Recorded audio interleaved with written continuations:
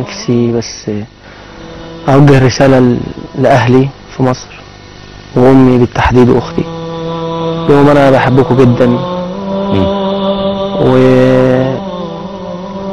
ولو عايزين عمري كله خدوه، بس يعني ما تبقوش بعيد عني، وأنا ابنكم برضو، ومهما حصل انتوا كلكم حبايبي، وبالأخص أمي جزمتك فوق راسي أمي.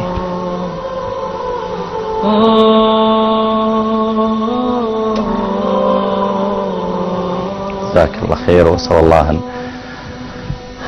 نسأل الله أن يقر عينك بإسلامهم يا رب العالمين.